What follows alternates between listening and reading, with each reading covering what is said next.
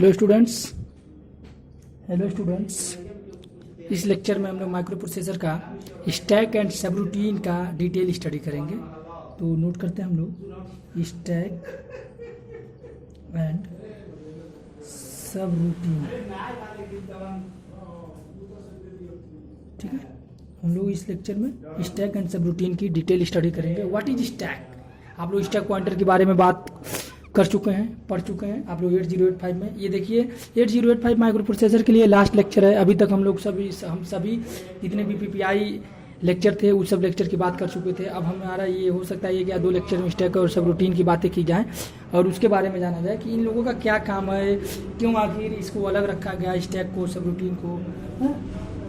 इन सभी का हम डिटेल स्टडी करेंगे। इस डिटेल स्टडी से करने से पहले हम लोग एक चीज़ को याद रखते हैं कि स्टैक में मतलब सिंपल वर्ड में आप ये समझिए, स्टॉक का मतलब आप जानते ही होंगे किसी चीज़ को जमाखोरी करना। जैसे एफसीआई क्या करता है? स्टॉक करता है। किसका? अनाज का। एफसीआई क्या करता है? स्टॉक करता है। ठीक है, जो हमारे पास एफसीआई है, फूड कॉर्पोरेशन ऑफ इंडिया, वो क्या करता है? गेहूं, धान, तिलहन, इन सभी का अनाज को स्टोर करता है। तो वैसे ये स्टॉक करने के लिए यूज किए जाते हैं। स्टैक का मतलब स्टॉक से है। ठीक है, किसी चीज़ को स्टॉकिंग करना ये मतलब स्टैक है। लेकिन हम इसके एक्चुअल डिफिनीशन पे जाते हैं तो एक्चुअल डिफिनीशन देखिए क्या होता है। टेक्निकली वर्ड में अगर हम इसे बोलें तो स्टैक रजिस्टर जो है आपका एक ग्रुप ऑफ मेमोरी लोकेशन है। Group of memory location. ठीक है, ग्रुप ऑफ मेमोरी लोकेशन है where temporary storage is available. Temporary storage available. ठीक है, कहने का मतलब ये है कि ये ग्रुप ऑफ मेमोरी लोकेशन है। जो हमारे पास जो स्टैक है वो क्या करता है? ग्रुप ऑफ मेमोरी लोकेशन है। मतलब मेमोरी लोकेशन को हम एक सीरीज बना दिए। जैसे सपोज कीजिए एफसीआई है तो एफसीआई अपना जो स्टॉक करता है, जो चीज़ें खाद्यान्न रखता है, वो धान, गेहूं, तिलहन, ठीक है, इन सभी चीज़ों को क्या करता है? गोदाम बनाया हुआ है, उस गोदाम में रखता है। वैसे वो गोदाम क्या है? किसी मेमोरी लोकेशन पे है।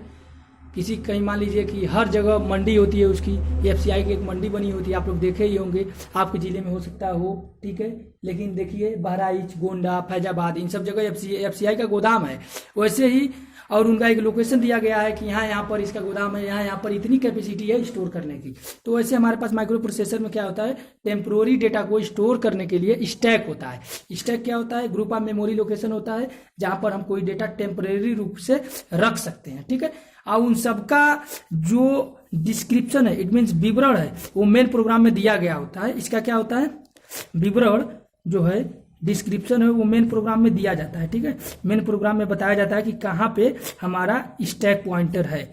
स्टैक पॉइंटर हम लोग कहाँ से इंस्टॉल किए हैं। ठीक है, जैसे मान लीजिए कि जो एफसीआई का मेन हेड ऑफिस है, वहाँ पर ऐसा तो है नहीं कि सिंपली आप ये गोदाम बना दिए और उसका डिटेल ही नहीं पता है। नहीं, सभी चीज़ का डिटेल रखा जाता है कि इस मेमोरी लोकेशन से लेकर इस मेमोरी लोकेशन तक हमारा ये गोदाम है। जैसे सपोज कीजिए एफसीआई का हम लोग उदाहरण लेते हैं तो उसमें क्या है कि जितने डिस्ट्रिक्ट में आपका वहाँ पर उसका गोदाम रहेगा एफसीआई का, उतने डिस्ट्रिक्ट का वो ब्यौरा रखा जाएगा कि ये यहाँ फैजाबाद में इतने टन का हमारा गोदाम है, यहाँ पर इतने टन माल रखा जा सकता है। माल मीन्स सब्सिडी, जो भी कमोडिटीज है, कमोडिटीज मीन्स क्या क्या आपको इसके अंदर आ जाएंगे? डेटा आ जाएंगे। डेटा के रूप में आप गेहूँ, धान, ठीक है, इन सभी चीज़ों को ले लीजिए। वैसे इन सबका विवरण दिया जाता है।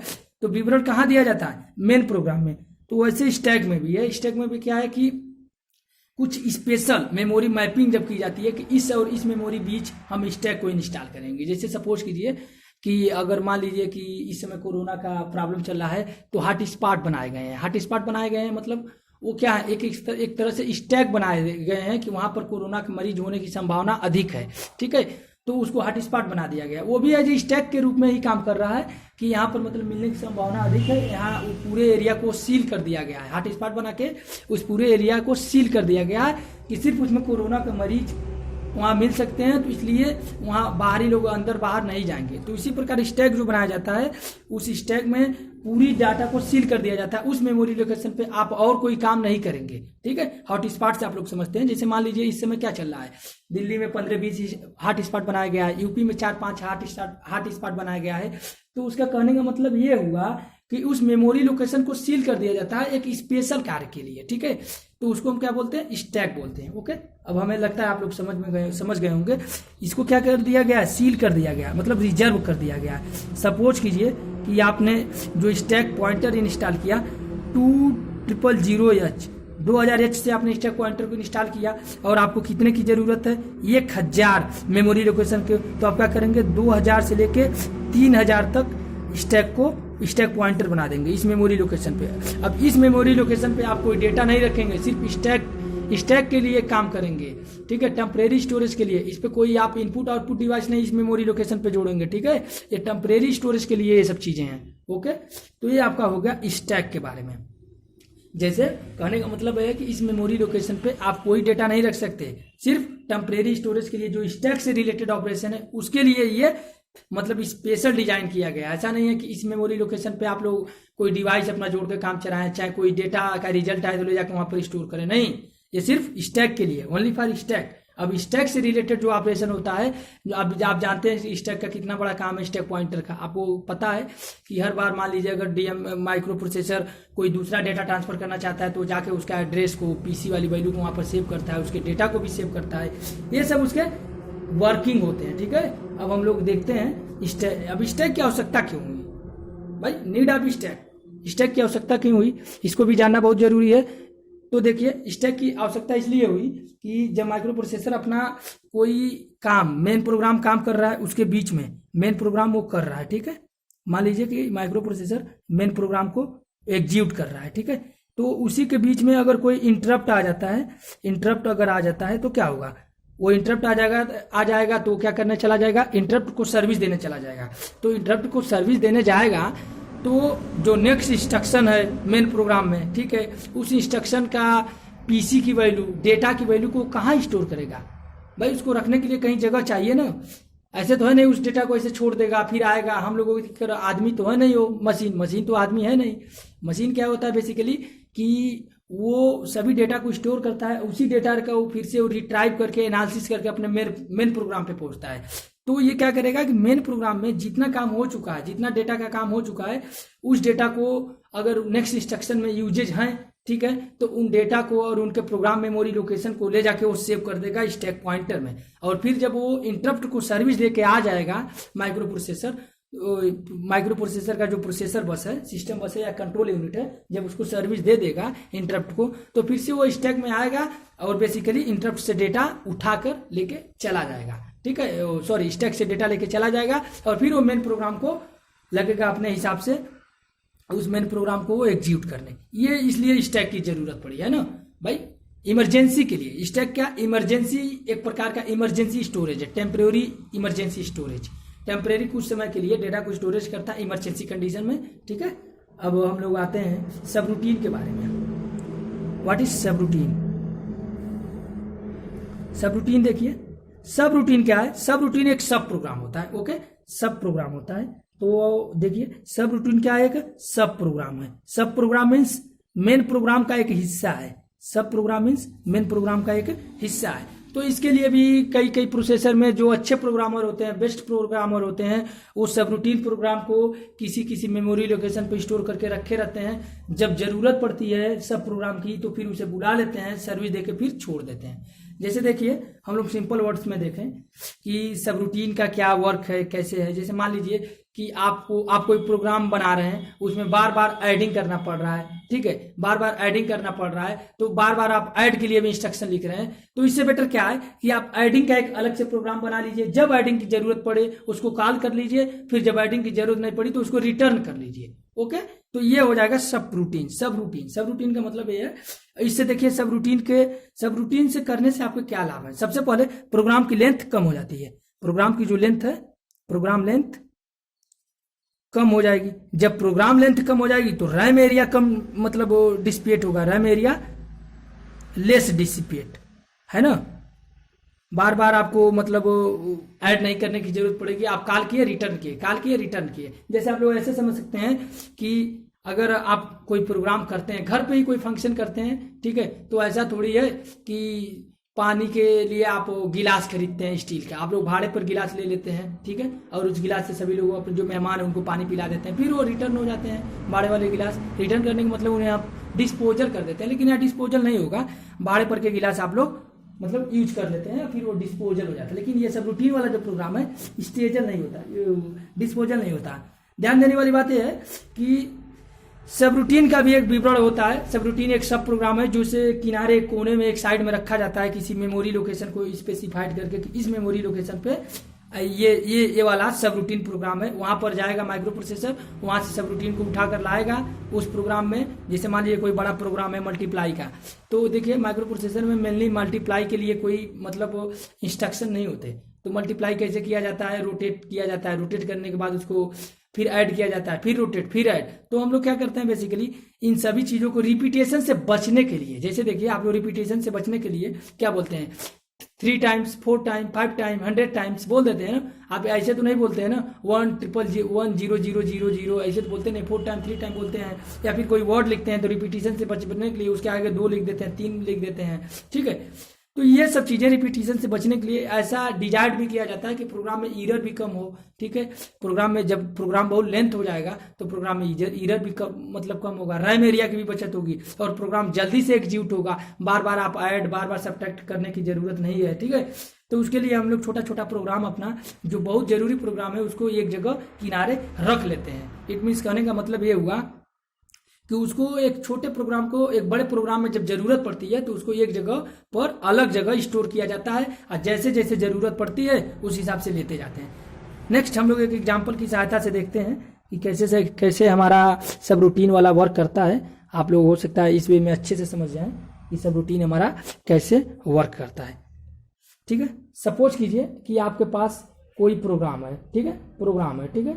उस प्रोग्राम में आप लोग वो क्या करना है, बेसिकली मल्टीप्लाई करना है, मल्टीप्लाई करना है। तो देखिए मल्टीप्लाई करने के लिए आपको मल्टीप्लिकेंड और मल्टीप्लायर दोनों के बीट को पहले रोटेट करना पड़ता है, ठीक है। क्योंकि इसके लिए मल्टीप्लाई के लिए 8085 माइक्रो प्रोसेसर में कोई फंक्शन नहीं होता है, तो इसलिए इसमें रोटेट करना होता है, एक बार रोटेट करना होता है, RL एप्लीकेशन को अप्लाई करना पड़ता है और फिर ऐड करना पड़ता है, शिफ्ट करके ऐड करना पड़ता है। तो हम लोग बार बार करने से पहले जैसे सपोज कीजिए 1100 मल्टीप्लाइड बाई 1101, तो इस पहले हम लोग क्या करेंगे, इसको एक बार रोटेट कराएंगे, फिर उसके बाद से इस बीट को ऐड करेंगे, फिर शिफ्ट लेफ्ट करेंगे अगेन, फिर इसके बाद से ये जो बीट है, ये वाली बीट पैटर्न प्राप्त हुई है उसको एक बार हम लोग क्या करेंगे, रोटेट कराएंगे, फिर उसके बाद से हम लोग उसको शिफ्ट करेंगे, फिर ऐड करेंगे। तो ऐसी बार बार प्रोसेस होंगी कि शिफ्टिंग एडिंग। तो इन सभी चीजों में बचने के लिए हम लोग क्या करते हैं, एक सब रूटीन छोटा प्रोग्राम बना लेते हैं जो शिफ्टिंग और एडिंग करता रहता है, और वो उसकी एक डिफाइन एरिया कर दी जाती है कि इस डिफाइन एरिया रैम में वो मतलब स्टोर किया गया है वो प्रोग्राम, ठीक है।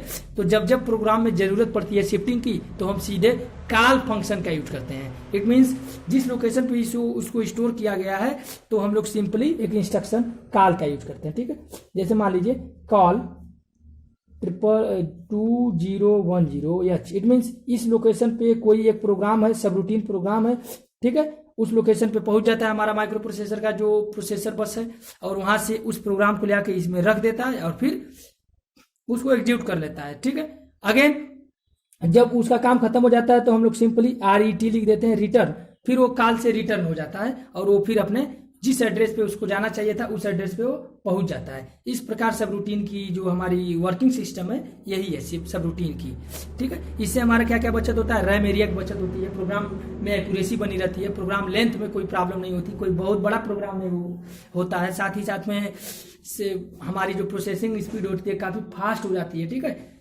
और ये सब मतलब आपका हो गया ये रूटीन, सब रूटीन और स्टैक के बारे में। अब आइए हम लोग एक एक चीज का डिटेल स्टडी करते हैं कि हमारे पास जो है स्टैक है वो कैसे वर्क करता है, फिर उसके बाद से उसकी वर्किंग और सिस्टम क्या है, फिर उसके बाद से हम लोग पढ़ेंगे वो सब रूटीन के बारे में, उसकी वर्किंग सिस्टम क्या है, और उनको फिर एक एक मतलब उन लोगों को स्टैक और सब रूटीन को हम लोग एक एक एग्जाम्पल की सहायता से समझेंगे कि कैसे कैसे ये लोग वर्क करते हैं, इनकी क्या क्या साइकिलें हैं, इनके लिए क्या क्या जरूरी बिंदु हैं, ठीक है। और फिर उसके बाद से हम लोग उन सभी चीज़ों को डिटेल स्टडी करेंगे। ओके, तो आइए हम लोग स्टैक के बारे में स्टार्ट करते हैं। ओके, देखिए स्टैक का बेसिक डिफिनीशन तो आपको पता हो गया है, ठीक है। तो अब हम लोग देखते हैं स्टैक में क्या होता है। तो देखिए ये यूजर के ऊपर डिपेंडेंसी है कि वो किस मेमोरी लोकेशन पे स्टैक को इंस्टॉल कर रहा है, ठीक है। ये यूजर के ऊपर डिपेंडेंसी है। जैसे हम लोग FCI वाला में लिए तो ये FCI की जिम्मेदारी है कि किस लोकेशन पे वो अपना गोदाम बना रहा है। ओके, वो उसी लोकेशन पे बनाएगा जहां से उसे जल्दी से एक्सेस कर सके। ओके, जैसे मान लीजिए कि किसी रूरल एरिया में अगर वो अपना गोदाम बना दिया तो वहां पे माल पहुंचाने ले जाने में बहुत प्रॉब्लम होगी। चाहे कोई बिजी स्थान पे भी बहुत बना दिया तो वहां भी बड़ी दिक्कत होगी। तो इसलिए वो एक स्पेशल लोकेशन पे अपने गोदाम को बनाता है, जो भी उसका स्टोरेज सिस्टम है। तो वैसे स्टैक के लिए वो यूजर डिफाइन करता है कि यूजर किस जगह से अपना इंस्टॉल करना चाहते हैं और वो उसके रिवर्स ऑर्डर में काम करते हैं, ठीक है। जैसे मान लीजिए कि स्टैक में क्या होता है कि ये बेसिकली लीफो के सिद्धांत पे काम करता है, ठीक है। LIFO means last in first out.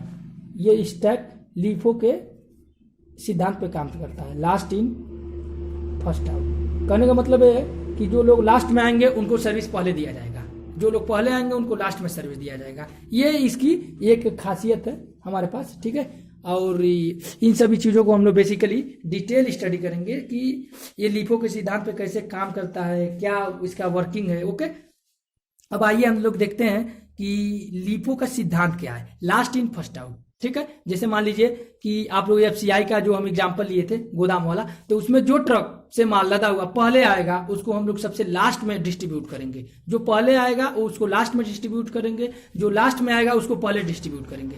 आप लोग समझिए एक सिंपल वर्ड से कि जैसे आपके पास कोई अलमारी है तो आप अलमारी में बुक भर दिए, नीचे से भरना स्टार्ट किए हैं, तो सबसे पहले आप लोग ऊपर वाली बुक उठाएंगे, तब फिर पहले तो हमने भरा है नीचे से, लेकिन हम लोग बुक कहाँ से उठाएंगे, ऊपर से उठाएंगे। तो उसी बेस पे ये हमारा वर्क करता है स्टैक। तो हम लोग मान लीजिए कि स्टैक को अपना इंस्टॉल करना चाहते हैं, ठीक है। तो सपोज कीजिए कि हम लोग अपने स्टैक को इंस्टॉल कर लिए। ओके, मान लीजिए हम लोग अपने स्टैक को यहाँ पर इंस्टॉल कर लिए 3000H मेमोरी लोकेशन 3000H पे हम लोग इसको इंस्टॉल कर लिए, ठीक है। तो जब इसको हम इंस्टॉल कर लेंगे 3000H मेमोरी लोकेशन पे, तो हम लोग बेसिकली अब इसके बाद क्या करेंगे कि अब इसको एक एक डिक्रीमेंट करते जाएंगे। इट मीन्स अब स्टैक नीचे एक एक डिक्रीमेंट करके ऊपर बढ़ता जाएगा। कहने का मतलब है कि जो नेक्स्ट मेमोरी लोकेशन होगी वो 2099, फिर 2088, 2098, फिर 2097, फिर 2096, 2095, 2096, 94, ऐसे वे में ये जाएगा अपना 1000 तक। मान लीजिए 1000 लोकेशन तक आप पहुंचाए हैं, तो जहां से इंस्टॉल करेंगे उससे डिक्रीजिंग ऑर्डर में आप बढ़ते चले जाएंगे, स्पेस को बढ़ाते चले जाएंगे। और इन्हीं सब में आपको डेटा को स्टोर करना है, जितना भी ये मेमोरी लोकेशन है इन्हीं सब पे डेटा को आप स्टोर करना है, ठीक है। तो ये हमारा हो गया स्टैक का बेसिक प्रिंसिपल कि स्टैक को कैसे इंस्टॉल किया जाता है। लेकिन देखिए इन सब का विवरण आपको देना पड़ता है प्रोग्राम में। प्रोग्राम में आप क्या करते हैं, विवरण देते हैं। विवरण कैसे देते हैं, जहां से भी आप स्टैक को इंस्टॉल करेंगे वहां पर आपको विवरण देना पड़ेगा कि देखिए हम यहाँ से अपना स्टैक अपना स्टार्ट किए हैं और यहाँ से हम अपना स्टैक पॉइंटर बनाए हैं। ओके, तो ये सब चीजें हो गया आपका स्टैक पॉइंटर के बारे में, ठीक है। और देखिए स्टैक पॉइंटर क्या, बेसिकली आप बुक की सहायता से भी समझ सकते हैं कि आप पहली बुक रखें, ओके, उसके बाद से दूसरी, तीसरी, चौथी, पांचवी, ऐसे महल 5 महल 10 महल तक आप बुक बना दिए। तो देखिए जो बुक पहली रखी गई उसे हम नहीं निकाल सकते, सबसे पहले हम लास्ट वाली बुक को उठाएंगे, फिर उसके नीचे वाले को, फिर उसके नीचे वाले से। तो ये किस पे काम किया, last in first out technique पे। तो इसलिए जो स्टैक है हमारा लीफो के सिद्धांत पे वर्क करता है, ठीक है। तो अब हम लोग आते हैं, देखिए इसमें किसी भी डेटा को टेम्पोररी स्टोर या रिट्राइव, स्टोर मीन्स मतलब उसमें राइट करने के लिए, और रीड करने के लिए बोलते हैं रिट्राइव।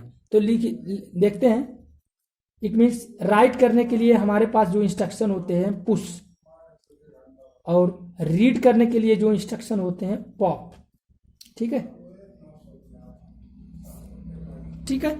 तो अब देखिए जैसे ही हम लोग कोई अपना डेटा, ओके, कोई भी डेटा हम लोग जैसे ही स्टैक में स्टोर करना चाहते हैं तो सबसे पहले क्या करते हैं कि इनको स्टोर करने के लिए पुश इंस्ट्रक्शन यूज किया जाता है, मतलब राइट करना, स्टोर करना मतलब राइट करना, और उनसे फिर रीड करने के लिए पॉप इंस्ट्रक्शन यूज किया जाता है।